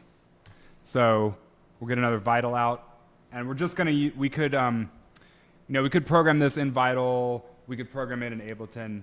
I want to keep the Vital stuff to a minimum. So turn off your main oscillator and turn on just the noise oscillator, so you get white noise. It sounds like. Yeah, I put a new Vital on a new track. So we're basically going to take this white noise and we're going to put it through a bandpass filter, and this is going to, and then we're going to wave that bandpass filter around to give us some like whooshy sort of. Yeah. So let's see. So initialize. So turn off the oscillator 1, and we turn on the sample oscillator, and that's it. Sorry, it's pretty loud. There's other noises in here too, like pink noise. That's a nice one. This is kind of a more organic, warmer, kind of biological sound.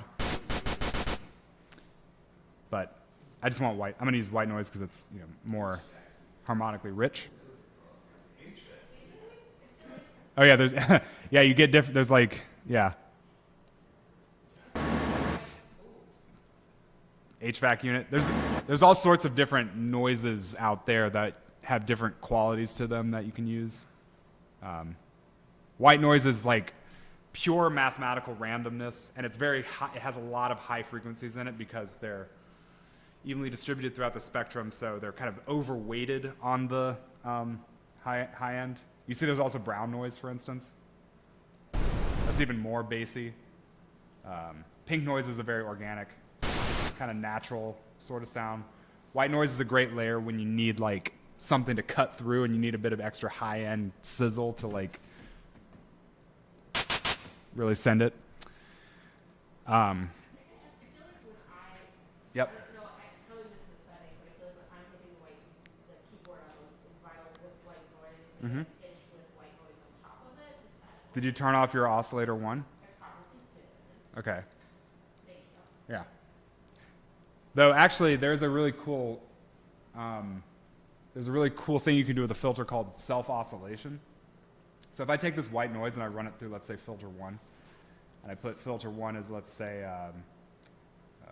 band pass filter, or yeah, and then I crank the resonance, and then I turn on key tracking. Now it's like it has a distinct pitch. I turned this knob on to 100%, and I turned the resonance all the way up, so like without it, but then as I turn up the resonance, the filter starts to self-oscillate, and now I can kind of play this as, I can play this filter noise as an instrument.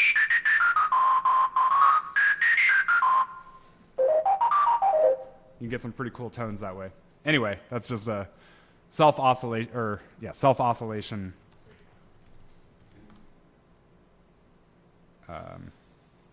is something to look into. But Beyond that,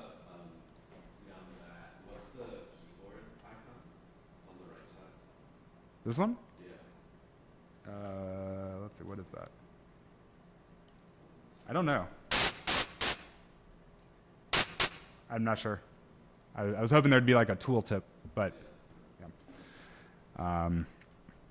Okay, so we'll do this in kind of a quick and dirty sort of way. So I'm gonna make a 7 measure MIDI clip here, and I'm just gonna play I'm just going to put any old note will work here because white noise doesn't inherently have a pitch associated with it, so any key you put into it should sound the same. Okay, so what I want to do here is I'm gonna have a bandpass filter sweep down, so it's gonna go, and that'll help kind of release some tension, and then I'm gonna have it go back the other way to like create a rising sense of tension. I'm gonna put that like at the halfway point. So now we'll again grab that same auto filter effect that's built into Ableton. Wait, did you remove the keep tracking thing? Yeah, I reset all that. I literally just have the white noise turned on. There's all sorts of synths you could get it from, but so I'm gonna to switch the filter into a different mode. I'm gonna select this drop down here. I'm gonna turn it into bandpass mode, and it's called that because we're allowing a specific filter band to pass through. Right, so now I get this, or just so you can, I might need to turn up the, maybe turn up the resonance a little bit. Actually, maybe for the first half, I'll keep the resonance kind of tame, and then for the riser part, I'll increase the resonance, and that'll make like a sharper, sort of more aggressive kind of sound. So I'm just gonna, so I'm going to automate the filter frequency down from 20 hertz to, the minimum here. I'm going to go to the halfway point, right? So I get this kind of sound. I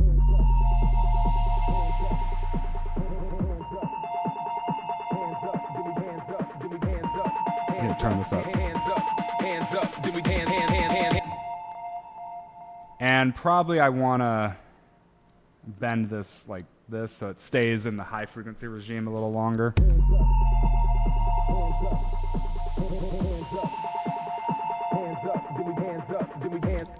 And then I'm gonna do it the other way on the way up, right? Maybe a curve like this. And I'm also gonna automate the resonance up a little bit, so maybe something like this. So now it'll start to get more resonant later. Hands up, hands up, hands up, hands up. Do we hands up? Actually, I probably want to make this curve up a little bit faster. Maybe something like that. Hands up, hands up, hands up, hands up. Do we hands up? Then we gonna drop. Okay. Yeah. Looks like this. Maybe I'll even have it also rise up quicker because I want it to become more prominent more quickly. There's other things too we can add to make this a little bit more interesting. So there's an effect called an auto pan. So we could so basically we're gonna have the sound, the noise kind of go back and forth, side to side, left to right. I'll set this to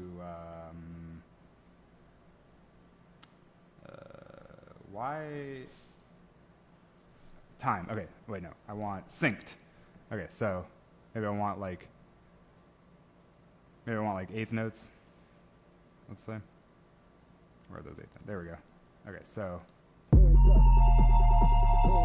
right, that creates that sort of flutter. Actually, an even more interesting sound that you might hear a lot is I'll automate the frequency down, so it'll start by panning like, and then it will slowly pan.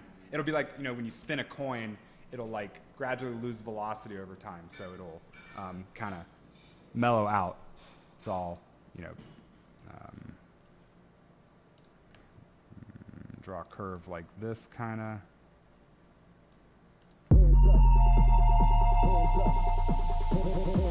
Right, it sounds kind of nice and natural. And then maybe here at this halfway point, I'll turn off the, I'll gradually bring down the panning. So on the way up, it doesn't do this fluttering thing. So it creates a little bit of contrast between the two. Hands up, then we hands up, then we hands up, hands up, hands up, hands up, then we hands up, then we gonna drop. Right? I mean, normally I would probably use two completely different sound or, riser kind of sounds for a downer, one kind of downer for the start and a different kind of riser for the second part. But here I'm just showing that you can even take the same underlying sound and tweak the effects and get kind of a different energetic motion. So I know we're a little bit over time, but there's two more things I want to mention real quick. One is crash cymbals. So I know we have talked about those before in the techno lesson, but putting a crash at the beginning of your build-up can be nice, and especially when your drop hits. Sure, this is fine. So, this just adds a little bit of extra emphasis right to the start of your build-up, and then when the drop hits. I don't really care for that. Let's see, maybe.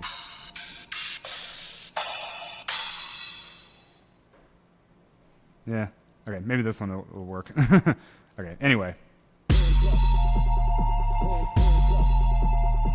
That helps kind of initiate it. And then one more thing we can do, like right before the drop comes in, we could add a little drum fill. So, maybe we'll grab a clap, and we'll just put like hands up, then we're gonna drop, clap. Kind of similar to how we did with the the techno. Obviously it can be a little bit more complex.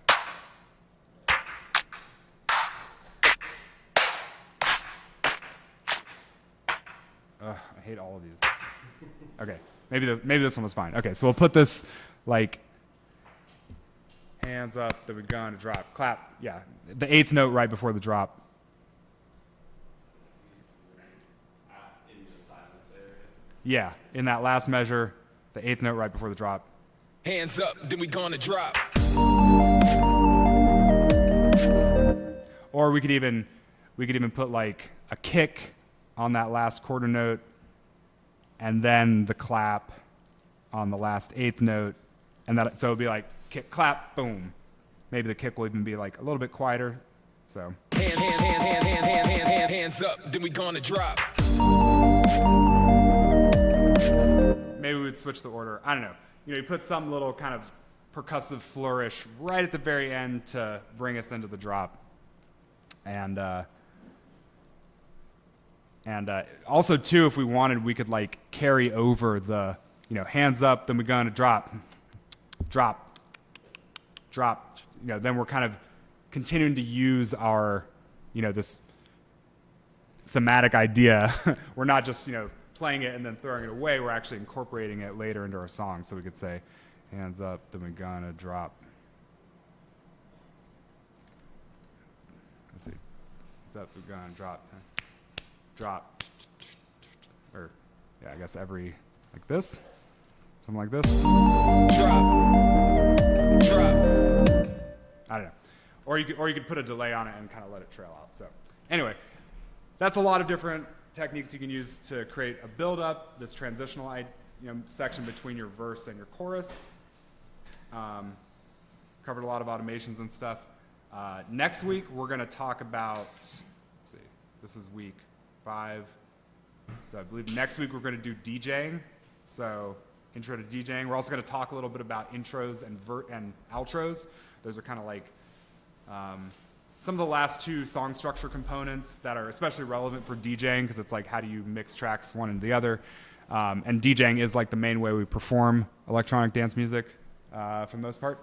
I don't know, maybe some of y'all know how to DJ already, but hopefully this will, if you don't, this will give you some more ideas you can work with. And yeah, so your homework is going to be to take a track that you've started with and add a build up to it. Or if you don't have a track yet, make one and then make sure to include some kind of build-up that foreshadows the drop and creates a lot of impact. What's up? How do you make kind of a sound or effect where like, I don't know if I can describe it, but where it kind of feels like you're in a vacuum? sound sucks Mm-hmm. everything else away. Yeah. Do you have an example handy? No, I don't. I was thinking about it on the walk over. So one idea is like you could have you could take like a reverse kick. Let's see. Or let's see. Let me grab one. Or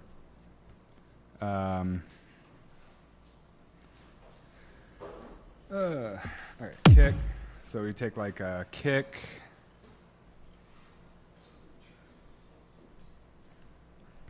If we reverse it, and then if you were to put that like, if you were to put that right before your main kick, I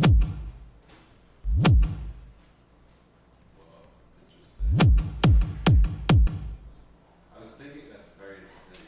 I was thinking about something actually like longer, like part of the build up. mm-hmm. Like it's kind of like the white noise and automator stuff we were doing, but Yep. I don't know, it kind of has a more of like an ANC feel. There's also reverse cymbals. I'll need to just find an example.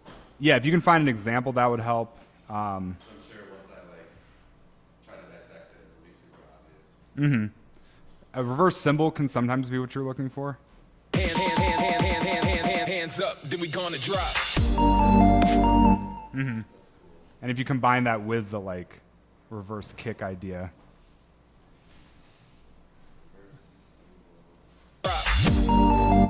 Hands up, then we gonna drop. And you could also put like a little bit of reverse white noise right before your snare. That can give it kind of a sucking sort of sound. Reverse white noise. Is reverse white noise not doesn't sound the same as normal white noise? When I say reverse, I just mean like there's a volume envelope, so it goes like kind of like here. Yeah.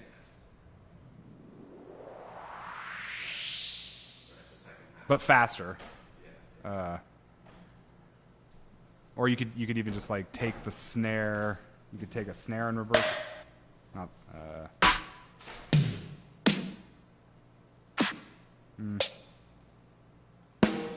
But yeah, if you can find an example, I can try to help. I'll listen for it.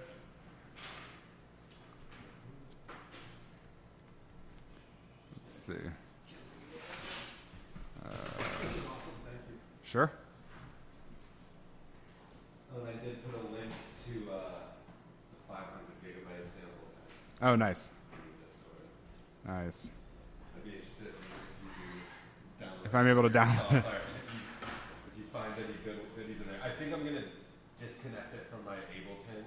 Just keep it on the external, Yeah. and then every once in a while we'll just go through some of the folders, and anything that I like, I'll just copy to my internal hard drive. So it's like, okay, I don't have to deal with all this noise. I wonder if you can get an open source audio gen model, embed all of them, or compute the embeddings for them, and then figure out what instrument they are. Maybe auto categorize them. Maybe what that would be fucking awesome, and also what words people are saying in them possibly. Yeah. So this I added a reverse snare in front of the snare to create a little bit of a.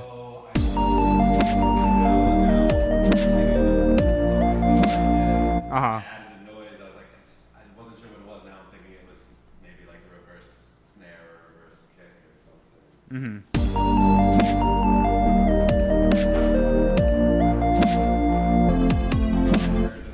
Maybe. For the other homework I did, but we didn't play it. But I took the melody of "Hit the Road Jack," Ray Charles, and I saw some YouTube short thing that was like, do this to your techno or dance drum beats. It was using 16th note triplets. It was kind of cool. It was a little confusing the way that they were showing it.